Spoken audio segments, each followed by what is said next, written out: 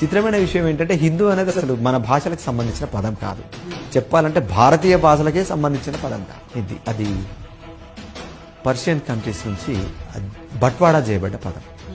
అది మన దేశ భాషలకు జంబూదీప కల్చర్కి సంబంధించిన భాష కానే కాదు. అది వాళ్ళకు కూడా తెలుసు కాబట్టి వాళ్ళు దాన్ని వాడుకుంటున్నారు. ఇప్పుడు ఒక 20 సంవత్సరాల క్రితం కనుక మనం వెళ్ళి చూసినట్లయితే ఈ సబ్బండ వర్ణాలలో ఏ ఒక్కరిని కూడా హిందూ అని గౌరవించేవాళ్ళు కాదు, అసలు మనిషిలాగానే చూసేవాళ్ళు కాదు. ఎన్టీ రామారావు గారు ప్రభుత్వం వచ్చేంత వరకు కూడా ఏ ఒక్క భోజన బిడ్డకు కూడా గర్భాలయంలో ప్రవేశం ఉండేది కాదు. ఇది అందరికీ తెలిసిన నిజం.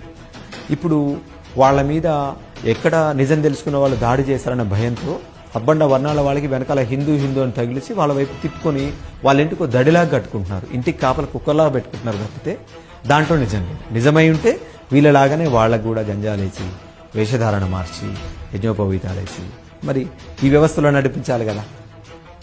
అవకాశం లేదు. ఎందుకంటే సమాజంలో ఏ రకమైన అలజడైనా మేము దూరంగా ఉంటాం, మేము సేఫ్ జోన్లో ఉంటాం. ఏ ఒక్కరు మమ్మల్ని ఆశ్రయించి వచ్చినా వాళ్ళను మానసిక వికలాంగులను చేసి మా ఇంటి చుట్టూ కాపలి కుక్కలుగా ఉంచుకుంటామన్న వ్యవస్థ ఉండబట్టే మనం నలుగురిలో పలసనవుతున్నాం. ఇవాళ హిందూ అనే పదం మీద ఎన్నో దాడులు బయట మన మీద జరుగుతున్నాయి కదా. ఎవరి మీద జరుగుతున్నాయి? మరి పిలకేసుకున్న వాళ్ళు ఎవరు కత్తులు పట్టుకొని వచ్చి రోడ్ల మీద విన్యాసాలు చేయడం లేదే. ఎవరైతే నిన్న మొన్న హిందువుని తగిలించుకున్నారో వాళ్ళే దాడులకు గురవుతున్నారు. మళ్ళీ సబ్బండ వర్ణాల